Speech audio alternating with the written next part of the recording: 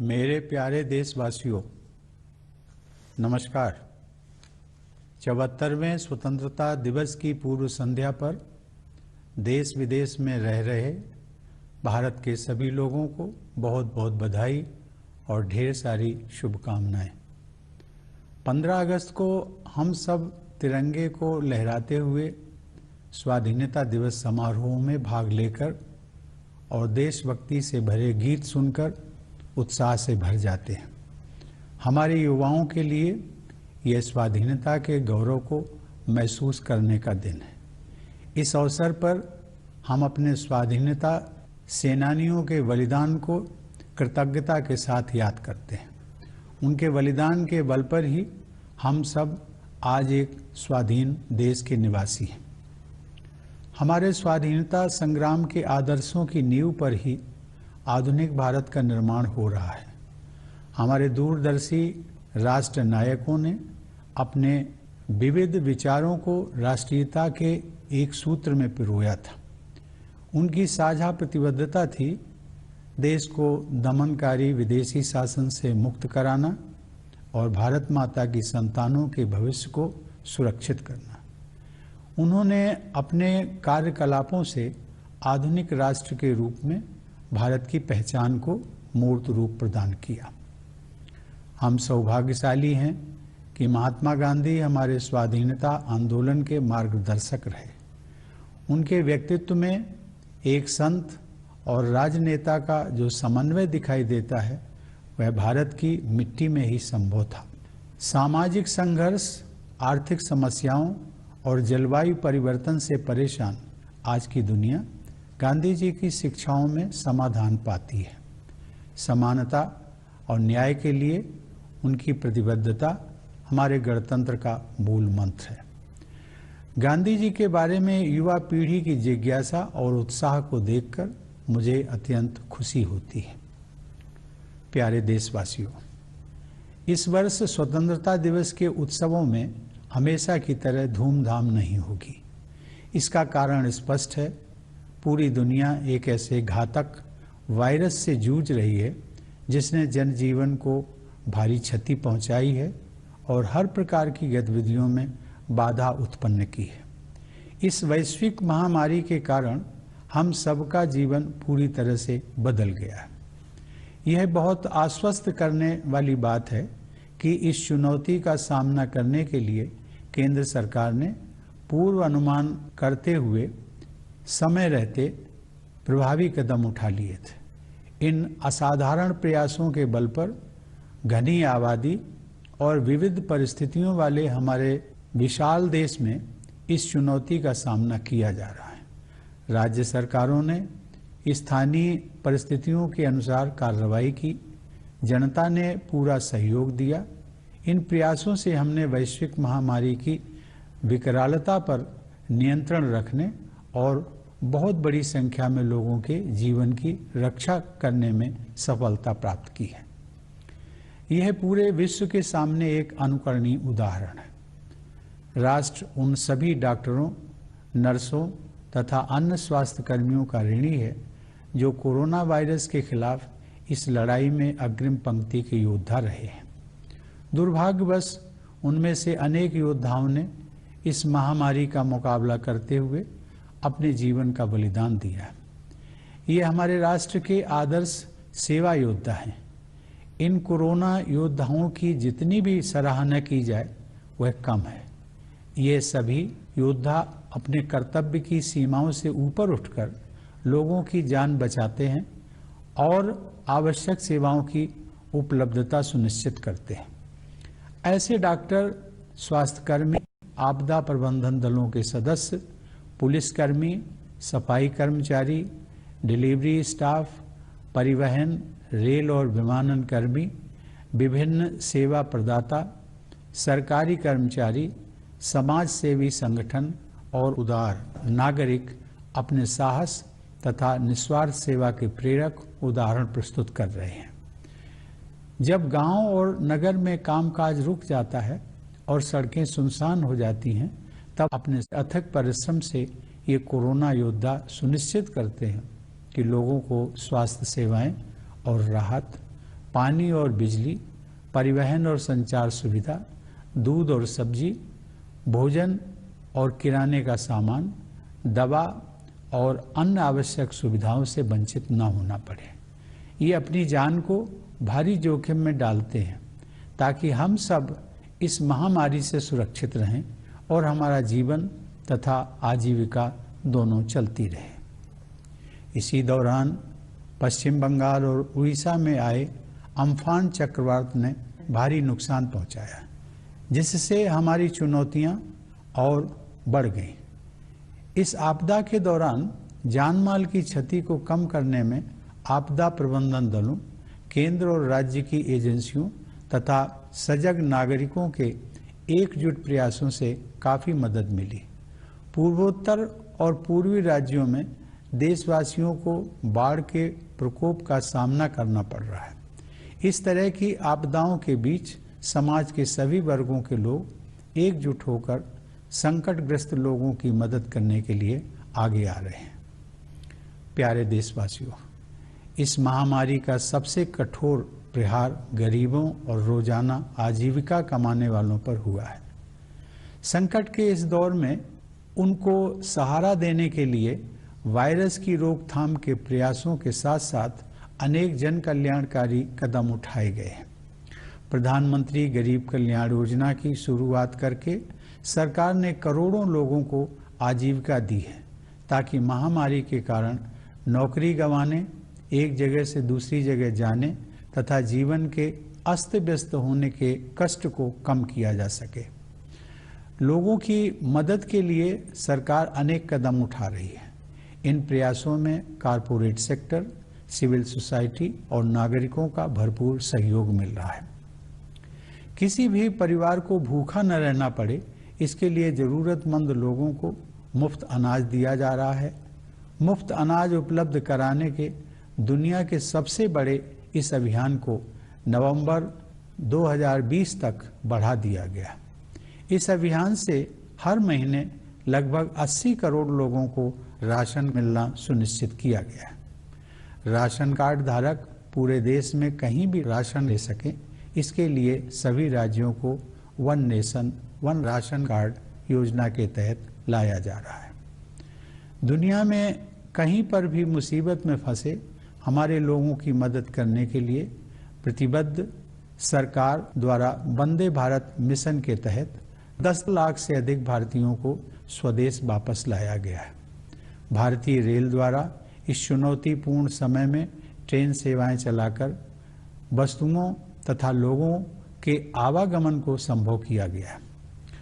अपने सामर्थ्य में विश्वास के बल पर हमने कोविड-19 के खिलाफ लड़ाई में अन्य देशों की ओर भी मदद का हाथ बढ़ाया है।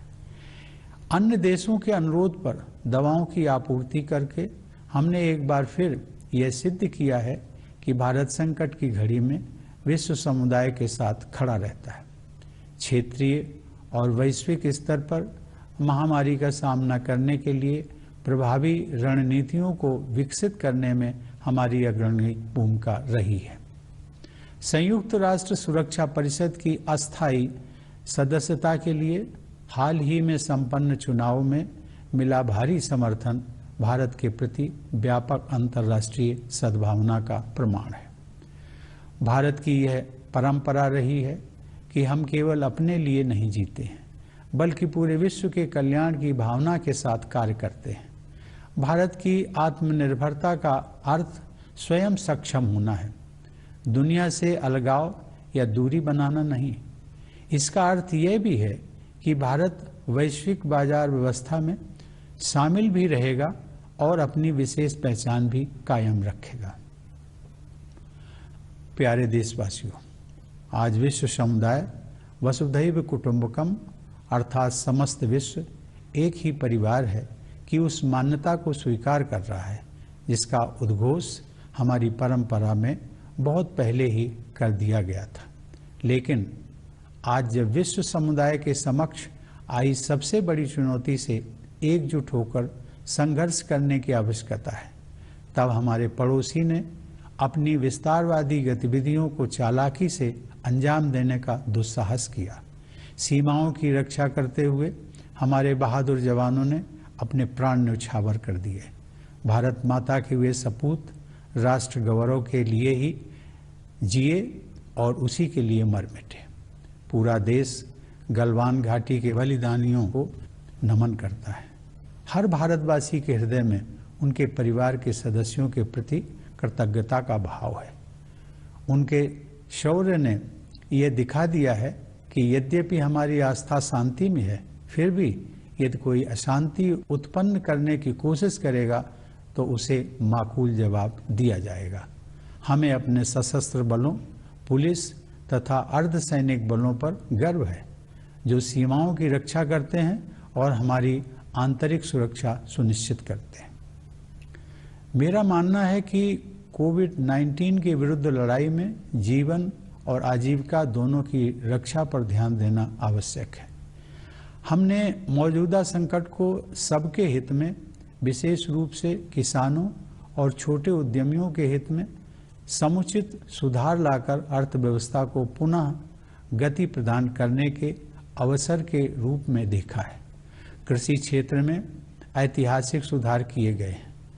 अब किसान बिना किसी बाधा के देश में कहीं भी अपनी उपज बेचकर उसका अधिकतम मूल्य प्राप्त कर सकते हैं।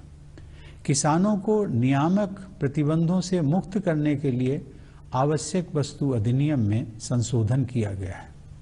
इससे किसानों की आय बढ़ाने में मदद मिलेगी। मेरे प्यारे देशवासियों, वर्ष 2020 में हम सब ने कई महत्वपूर्ण सबक सीखे हैं। एक अदृश्य वायरस ने इस मिथक को तोड़ दिया है कि प्रकृति मनुष्य के अधीन है। मेरा मानना है कि सही राह पकड़कर प्रकृति के साथ सामंजस्य पर आधारित जीवन शैली को अपनाने का अवसर मानवता के सामने अभी भी मौजूद है। जलवायु परिवर्तन की तरह इस महामारी ने भी यह चेतना जगाई है कि विश्व समुदाय के प्रत्येक सदस्य की नियति एक दूसरे के साथ जुड़ी हुई है। मेरी धारणा है कि वर्तमान संदर्भ में अर्थ केंद्रित समावेशन से अधिक महत्व मानव केंद्रित सहयोग का है। यह बदलाव जितना अधिक व्यापक होगा, मानवता का उतना ही अधिक भला होगा। 21वीं सदी को उस सदी के रूप में याद किया जाना चाहिए जब मानवता ने मतभेदों को दरकिनार करके धरती माँ की रक्षा के लिए एकजुट प्रयास किए। दूसरा सबक यह है कि प्रकृति रूपी जननी की दृष्टि में हम सब एक समान हैं तथा अपने जीवन की रक्षा और विकास के लिए मुख्यतया अपने आसपास के लोगों पर निर्भर हैं। कोरोना वायरस मानव समाज द्वारा बनाए गए कृत्रिम विभाजनों को नहीं मानता है। इससे यह विश्वास पुष्ट होता है कि मनुष्यों द्वारा उत्पन्न किए गए हर प्रकार के पूर्वाग्रह और सीमाओं से हमें ऊपर उठने की आवश्यकता है। भारतवासियों में परस्पर सहयोग और करुणा की भावना दिखाई देती है। हमें अपने आचरण में इस सद्गुण को और अधिक समाविष्ट करना चाहिए, तभी हम सबके लिए बेहतर भविष्य का निर्माण कर सकते हैं। तीसरा सबक स्वास्थ्य सेवा को और मजबूत करने से जुड़ा है। सार्वजनिक अस्पतालों और प्रयोगशालाओं ने कोविड-19 का सामना करने में अग्रणी भूमिका निभाई है। सार्वजनिक स्वास्थ्य सेवाओं के कारण गरीबों के लिए इस महामारी का सामना करना संभव हो पाया है। इसलिए इन सार्वजनिक स्वास्थ्य सुविधाओं को और अधिक विस्तृत व सुदृढ़ बनाना होगा। चौथा सबक विज्ञान और प्रौद्योगिकी से संबंधित है। इस वैश्विक महामारी से विज्ञान और टेक्नोलॉजी को तेजी से विकसित करने की आवश्यकता पर और अधिक ध्यान गया है। लॉकडाउन और उसके बाद क्रमशः अनलॉक की प्रक्रिया के दौरान शासन, शिक्षा, व्यवसाय, कार्यालय के कामकाज और सामाजिक संपर्क के प्रभावी माध्यम के रूप में सूचना और संचार प्रौद्योगिकी को अपनाया गया है। इस माध्यम की सहायता से सभी भारतीयों का जीवन बचाने और कामकाज को फिर से शुरू करने के उद्देश्यों को एक साथ हासिल करने में मदद मिली है। केंद्र एवं राज्य सरकारों के कार्यालय अपने कार्यों के निर्वहन के लिए बड़े पैमाने पर वर्चुअल इंटरफेस का उपयोग कर रहे हैं। न्याय प्रदान करने के लिए न्यायपालिका ने वर्चुअल कोर्ट की कार्रवाई को अपनाया है। वर्चुअल कॉन्फ्रेंस आयोजित करने तथा अन्य अनेक गतिविधियों को संपन्न करने के लिए राष्ट्रपति भवन में भी हम प्रौद्योगिकी का उपयोग कर रहे हैं। आईटी और संचार उपकरणों की सहायता से डिस्टेंस एजुकेशन तथा ई लर्निंग को बढ़ावा मिला है। कई क्षेत्रों में अब घर से काम करने का ही प्रचलन हो गया है। प्रौद्योगिकी की सहायता से सरकारी और निजी क्षेत्रों के अनेक प्रतिष्ठानों द्वारा सामान्य स्तर से कहीं अधिक कामकाज करके अर्थव्यवस्था को गति प्रदान की गई है। इस प्रकार हमने यह सबक सीखा है कि प्रकृति से सामंजस्य रखते हुए विज्ञान और प्रौद्योगिकी को अपनाने से हमारे अस्तित्व और विकास की निरंतरता को बनाए रखने में सहायता मिलेगी। ये सभी सबक पूरी मानवता के लिए उपयोगी सिद्ध होंगे। आज की युवा पीढ़ी ने इन्हें भली भांति आत्मसात किया है और मुझे विश्वास है कि इन युवाओं के हाथों में भारत का भविष्य सुरक्षित है। यह दौर हम सभी के लिए कठिन है। हमारे युवाओं की कठिनाई तो और भी गंभीर दिखाई देती है। शिक्षण संस्थानों के बंद होने से हमारे बेटे बेटियों में चिंता पैदा हुई होगी और फिलहाल वे अपने सपनों और आकांक्षाओं को लेकर चिंतित होंगे। मैं उन्हें ये बताना चाहूँगा कि इस संकट पर हम विजय हासिल करेंगे और इसलिए अपने सपनों को पूरा करने के प्रयासों में आप सभी युवाओं को निरंतर जुटे रहना चाहिए। इतिहास में ऐसे प्रेरक उदाहरण उपलब्ध हैं जहां बड़े संकटों एवं चुनौतियों के बाद सामाजिक, आर्थिक और राष्ट्रीय पुनर्निर्माण का कार्य नई ऊर्जा के साथ किया गया। मुझे विश्वास है कि हमारे देश और युवाओं का भविष्य उज्जवल है। हमारे बच्चों और युवाओं को भविष्य की जरूरतों के अनुसार शिक्षा प्रदान करने की दृष्टि से केंद्र सरकार ने हाल ही में राष्ट्रीय शिक्षा नीति लागू करने का निर्णय लिया है। मुझे विश्वास है कि इस नीति से गुणवत्ता से युक्त एक नई शिक्षा व्यवस्था विकसित होगी जो भविष्य में आने वाली चुनौतियों को अवसर में बदलकर नए भारत का मार्ग प्रशस्त करेगी। हमारे युवाओं को अपनी रुचि और प्रतिभा के अनुसार अपने विषयों को चुनने की आज़ादी होगी। उन्हें अपनी क्षमताओं को विकसित करने का अवसर मिलेगा। हमारी भावी पीढ़ी इन योग्यताओं के बल पर न केवल रोजगार पाने में समर्थ होगी बल्कि दूसरों के लिए भी रोजगार के अवसर उत्पन्न करेगी। राष्ट्रीय शिक्षा नीति एक दूरदर्शी और दूरगामी नीति है। इससे शिक्षा में इंक्लूजन, इनोवेशन और इंस्टीट्यूशन की संस्कृति को मजबूती मिलेगी। नई शिक्षा नीति के तहत मातृभाषा में अध्ययन को महत्व दिया गया है, जिससे बाल मन सहजता से पुष्पित पल्लवित हो सकेगा। साथ ही इससे भारत की सभी भाषाओं को और भारत की एकता को आवश्यक बल मिलेगा। किसी भी राष्ट्र को सशक्त बनाने के लिए उसके युवाओं का सशक्तिकरण आवश्यक होता है और राष्ट्रीय शिक्षा नीति इस दिशा में एक बड़ा कदम है। प्यारे देशवासियों, केवल 10 दिन पहले अयोध्या में श्री राम जन्मभूमि पर मंदिर निर्माण का शुभारंभ हुआ है और देशवासियों को गौरव की अनुभूति हुई है। देशवासियों ने लंबे समय तक धैर्य और संयम का परिचय दिया और देश की न्याय व्यवस्था में सदैव आस्था बनाए रखी। श्री राम जन्मभूमि से संबंधित न्यायिक प्रकरण को भी समुचित न्याय प्रक्रिया के अंतर्गत सुलझाया गया। सभी पक्षों और देशवासियों ने उच्चतम न्यायालय के निर्णय को पूरे सम्मान के साथ स्वीकार किया और शांति, अहिंसा, प्रेम एवं सौहार्द के अपने जीवन मूल्यों को विश्व के समक्ष पुनः प्रस्तुत किया।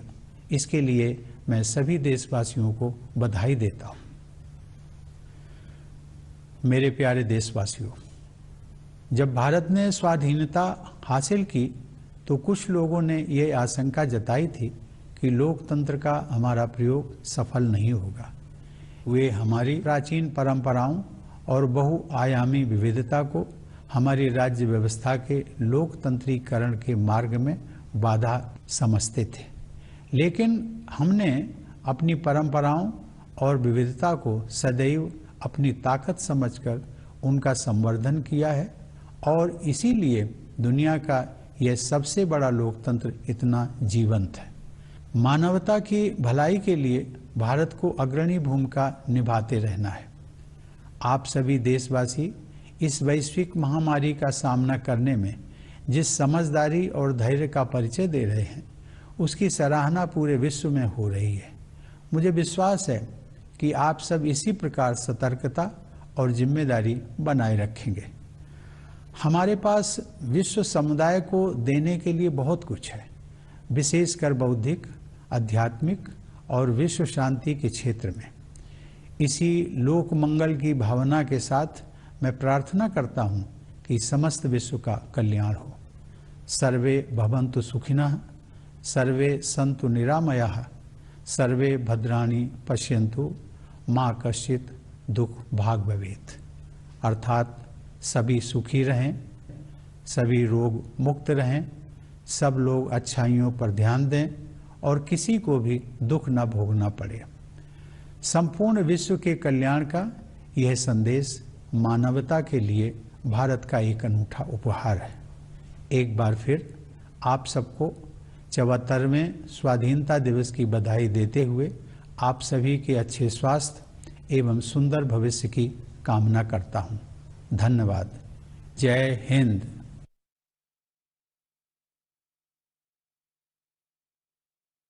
My dear fellow citizens, Namaskar.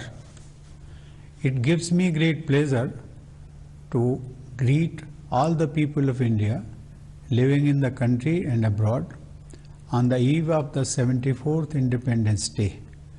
August 15 fills us with the excitement of unfurling the tricolor, taking part in celebrations and listening to patriotic songs. On this day, the youth of India should feel the special pride of being citizens of a free nation. We gratefully remember our freedom fighters and martyrs whose sacrifices have enabled us to live in an independent nation. The ethos of our freedom struggle forms the foundation of modern India. Our visionary leaders brought together a diversity of worldviews to forge a common national spirit. They were committed to the cause of liberating Bharat Mata from oppressive foreign rule and securing the future of our children. Their thoughts and actions shaped the identity of India as a modern nation. We are fortunate that Mahatma Gandhi became the guiding light of our freedom movement.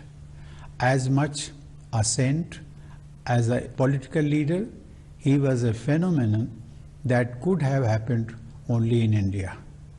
Troubled by social strife, economic problems, and climate change, the world seeks relief in Gandhiji's teachings. His quest for equality and justice is the mantra for our republic. I am glad to see the younger generations rediscover Gandhiji. Dear fellow citizens, The celebrations of Independence Day this year will be rather restrained. The reason is obvious. The whole world confronts a deadly virus which has disrupted all activities and taken a huge toll. It has altered the world we lived in before the pandemic. It is very reassuring to note that the central government, while anticipating the tremendous challenge, responded effectively and well in time. For a country so vast and diverse with high population density, meeting this challenge requires superhuman efforts. All state governments took measures in accordance with local circumstances. People also supported wholeheartedly. With our committed efforts, we have succeeded in containing the magnitude of the pandemic and saving a large number of lives. This is worth emulating by the wider world.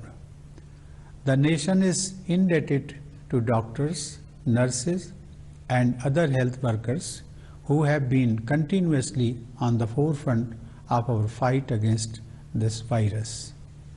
Unfortunately, many of them have lost their lives battling the pandemic. They are our national heroes. All corona warriors deserve high praise. They go much beyond their call of duty to save lives and ensure essential services. These doctors, health workers, members of disaster management teams, police personnel, sanitation workers, delivery staff, transportation, railway and aviation personnel, providers of various services, government employees, social service organizations, and generous citizens have been scripting inspiring stories of courage and selfless service. When cities and towns go quiet and roads are deserted, they work tirelessly to ensure that people are not deprived of health care and relief, water and electricity, transport and communication facilities, milk and vegetables, food and groceries, medicine and other essentials. They risk their own lives to save our life and livelihood. Amid this crisis, Cyclone Amphan hit us in West Bengal and Odisha. Concerted response of disaster management teams, central and state agencies, and alert citizens helped minimize loss of life. Floods have been disrupting lives of our people in the northeast and eastern states. Amid such onslaughts of disasters, it is gratifying to see all sections of society coming together to help those in distress. Dear fellow citizens, the poor and daily wage earners are the worst hit by the pandemic. In order to support them through this phase of crisis, virus containment efforts have been supplemented by welfare interventions. By introducing Pradhan Mantri Garib Kalyan Yojana, the government has enabled crores of people to earn their livelihood and mitigate the impact of job loss, dislocation, and disruption caused by the pandemic. The government continues to extend its helping hand through a number of initiatives supported wholeheartedly by the corporate sector, civil society, and citizens. The needy are being given free food grains so that no family goes hungry. The largest free food distribution program in the world has been extended till the end of November 2020 to provide succor to about 80 crore people every month. In order to ensure that migratory ration card holders get ration anywhere in the country, all states are being brought under the coverage of One Nation, One Ration Card scheme. Committed to taking care of our people stranded anywhere in the world, the government has brought back more than 10 lakh Indians under the Vande Bharat mission. Indian Railways has been operating train services in these challenging circumstances to facilitate travel and transportation of people and goods. Confident of our strengths, we reached out to help other countries in their fight against COVID-19. In responding to calls from countries for supply of medicines, India has once again shown that it stands by the global community in times of distress. We have been at the forefront in evolving regional and global strategies for an effective response to the pandemic. The overwhelming support India got at the elections for the non-permanent seat of the United Nations Security Council is a testimony to the goodwill we enjoy internationally.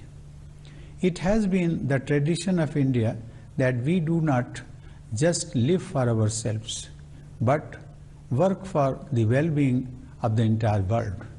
India's self-reliance means being self-sufficient without alienating or creating distance from the world.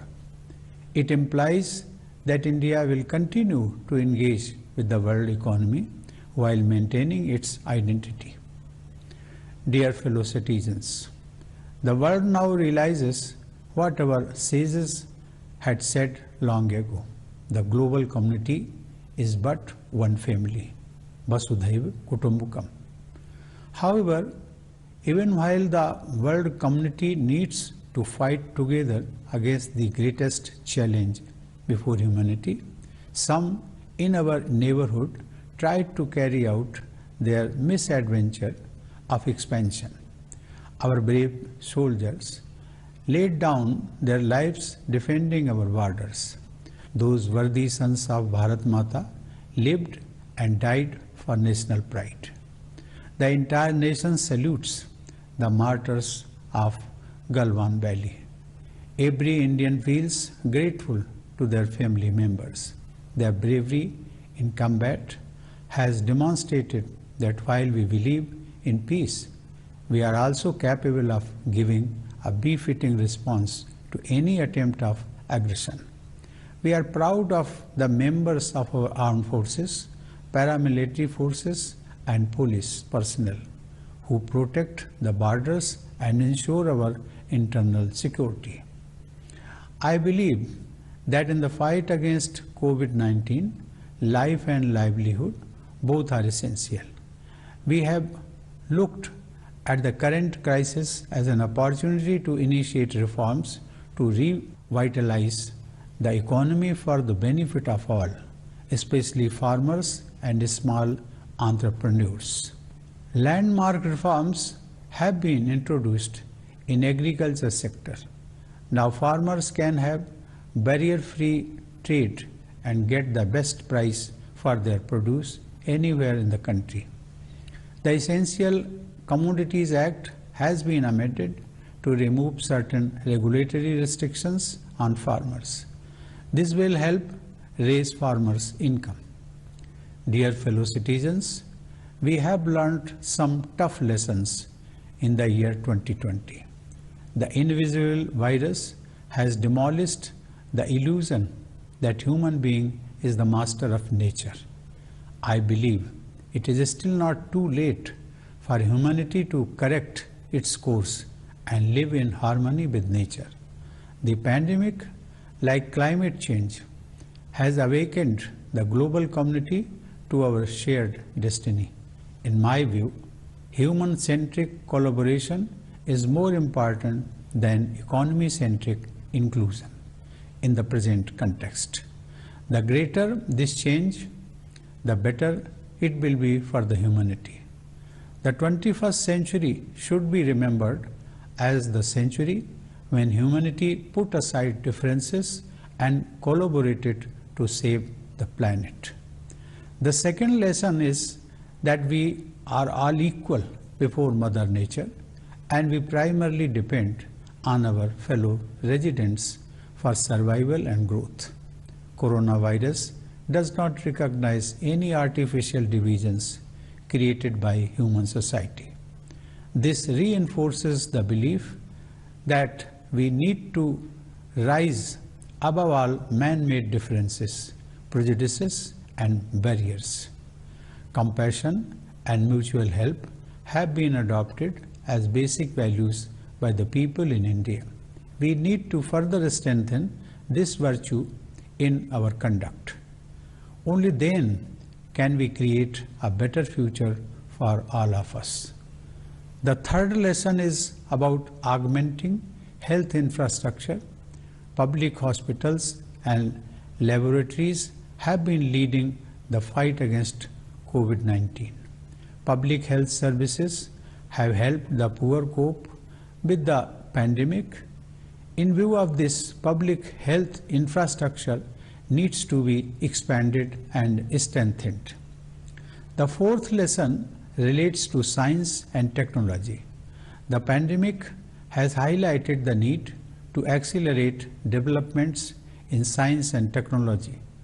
During the lockdown and subsequent unlocking, information and communication technology has emerged as an effective tool for governance, education, business, office work, and social connect. It has helped meet the twin objectives of saving lives and resumption of activities. Offices of the Government of India and of the state governments have been extensively using virtual interface to discharge their functions.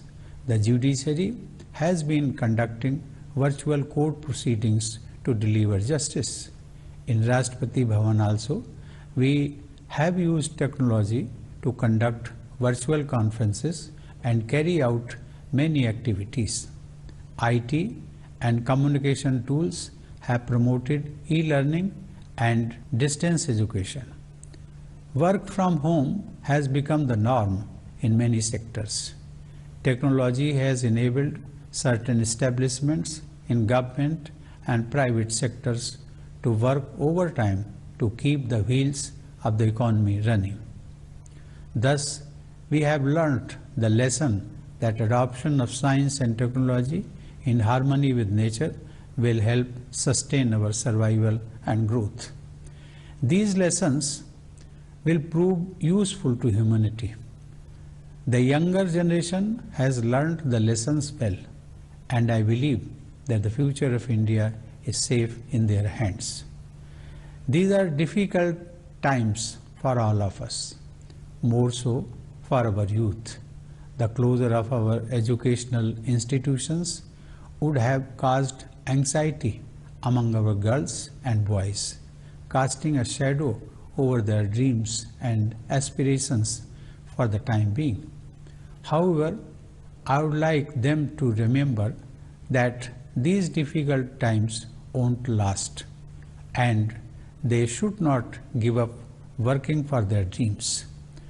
The past is full of inspiring examples of exciting reconstruction of societies, economies, and countries after such devastations.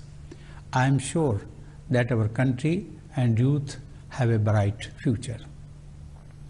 With a view to providing futuristic education to our children and youth, the central government has decided to implement the National Education Policy.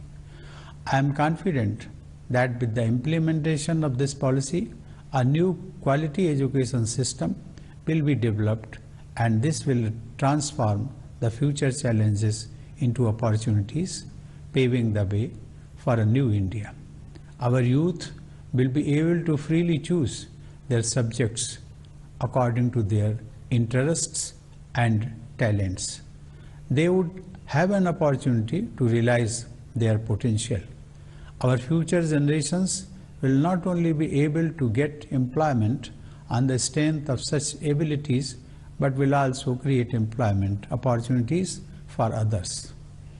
The national education policy spells a long-term vision with far-reaching impact. It will strengthen the culture of inclusion, innovation, and institution in the sphere of education. Imparting education in the mother tongue has been given emphasis in order to help young minds grow spontaneously. This will strengthen Indian languages as well as the unity of the country. Youth empowerment is essential for building a strong nation. The national education policy is a right step in this direction. My dear fellow citizens, only 10 days ago, construction of the temple at Sri Ram Janmabhoomi began in Ayodhya. It was indeed a moment of pride for all. People of the country maintained restraint and patience for a long time and reposed unflinching trust in the judicial system. The issue of Ram Janmabhoomi was resolved through judicial process. All concerned parties and the people respectfully accepted the verdict of the Supreme Court and displayed before the world Indian ethos of peace, non-violence, love and harmony. I congratulate all fellow citizens for their commendable conduct. Dear fellow citizens, when India won freedom, many predicted that our experiment with democracy will not last long. They saw our ancient traditions and rich diversity as hurdles in democratization of our polity. But we have always nurtured them as our strengths that make the largest democracy in the world so vibrant. India has to continue playing its leading role for the betterment of humanity. The patience and wisdom being demonstrated by all of you in coping with the pandemic has been appreciated all over the world. I am confident that you will continue to maintain caution and act responsibly. We have a lot to offer to the global community, especially for intellectual and spiritual enrichment and promotion of world peace. With this spirit, I offer a prayer for the well-being of one and all. Sarve bhavantu sukhina, sarve santu niramaya, sarve bhadrani pasyantu, ma kasyit dukbhag bhavet.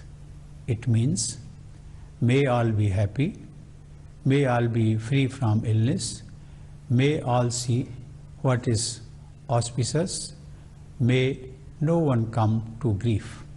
The message of this prayer for universal well-being is India's unique gift to humanity. I once again congratulate you on the eve of 74th Independence Day. I wish you good health and a bright future. Thank you. Jai Hind.